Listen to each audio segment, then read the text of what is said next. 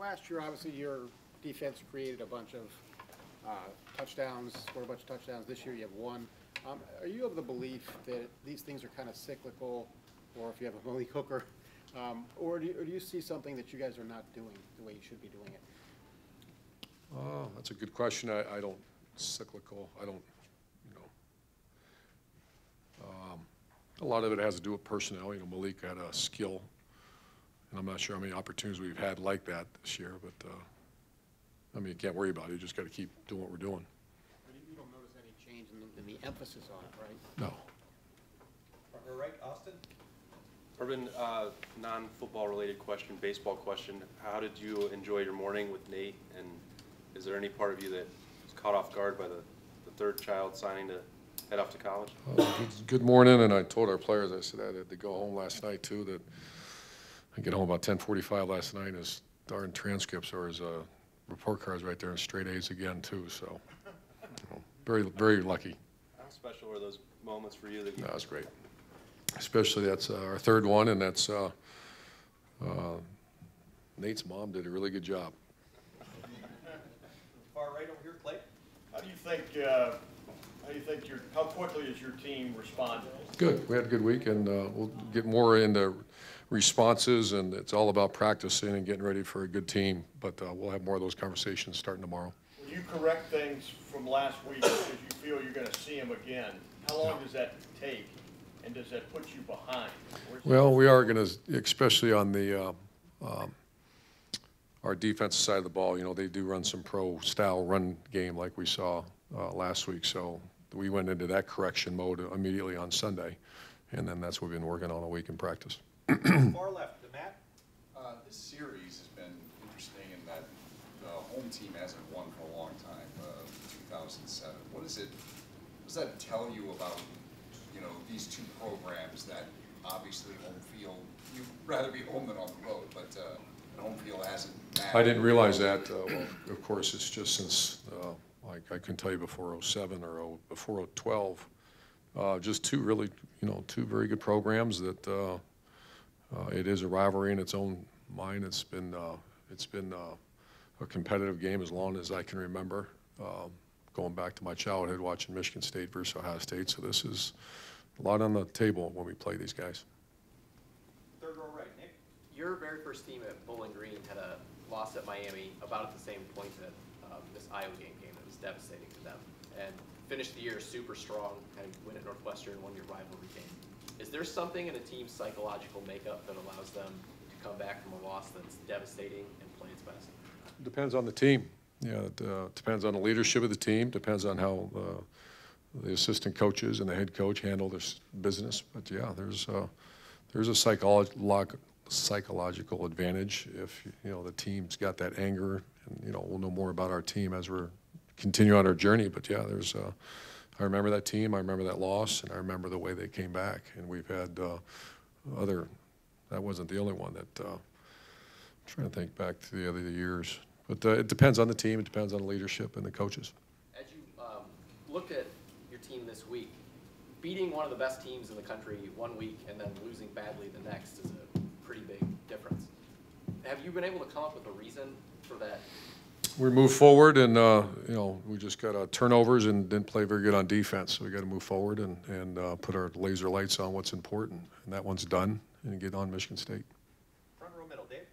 Greg Schiano and Sam Hubbard both said that Iowa threw some things at them that they were not expecting, things that they didn't show on film. I know that's happened to the offense here as well. My question is, at Ohio State, do you kind of have to prepare for the unexpected? I know you watch all this film, but Sure. It seems like teams are not showing things on film that they're showing. Yeah, that's game planning. No, that's just part of the, you know, you have to be able to adjust, and that's, you know, in-game adjustments. You have to handle those things, and it's something we probably could do a little better job of. Yeah, Greg mentioned he didn't make good in-game adjustments. Can you just describe the difficulty of that when a team throws something at you you're not expecting? Well, it depends on maturity level of your players and, you know, the veterans. If we had, well, I don't want to get into the personnel, but we had a couple issues that we just couldn't make we kept making mistakes. Right next door, Bill.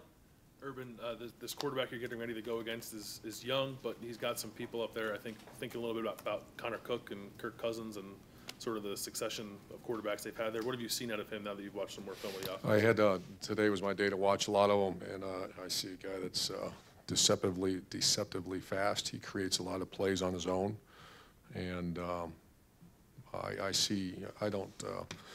Cousins wasn't here with me before, but Cook was, and I thought he was an outstanding quarterback and a winner. So I can see that, and he's a very accurate thrower.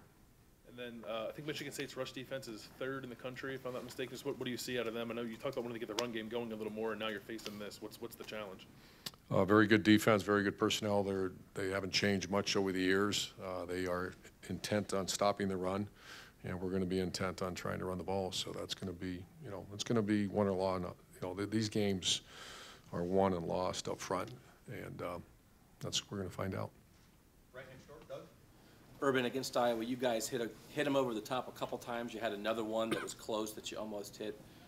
If a defense is doing something that maybe giving you guys that, where are you as an offense in, if it's there, we can hit that over the top and take advantage of that? Yeah, other than, this has been one of our better years as far as hitting those balls downfield. I think we worked so damn hard at it. But this has been one of our better years on execution of the deep ball, so very comfortable with it. And as you go forward, I apologize if I'm just trying to, if I don't ask this question correctly. When you evaluate a game like the Iowa game, is there a difference between something that maybe is a problem that's been there a couple weeks in a row versus, hey, we're usually good at this and we had a bad day in this area of it?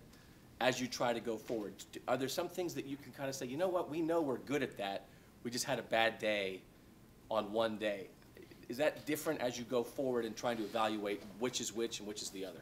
I get your question, and I don't know if I agree with the question, but yeah, that's part of our job to evaluate. Was it a bad day? Was the 4 turnovers a blip, a speed bump? That's not something historically that we've done. But it's too easy to say it's just a bad day. Now you have to dig and peel back the onion and say, okay, now why was that a bad day? What do we? And I always go back to it's called competitive excellence around here. It's all about practice. Did we get those scenarios and situations in practice? And that's, it's hard to go back and evaluate that now, but because we're moving forward. But it's too easy to say just had a bad day. We don't say that. We say now why, and let's get them fixed. And last couple of questions. Second row left, Ari. Urban, do you have an update on Trayvon Grimes? I know he was down in Florida and was away from the team for a little bit. How's he doing? He's still there. He's finishing up his classes online, and well, it's a personal situation with him. Is the plan for him to return, and I think is he so. still on track for that? I think so. Okay, and one other thing.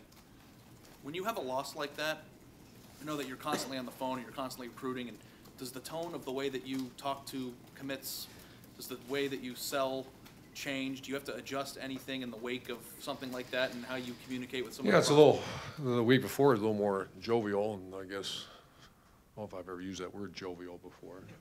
A little more energy, so you just got to keep swinging. And final questions right here, Tim. Urban, specifically, what does Michigan State bring to the table in their run defense? What makes them so difficult to solve?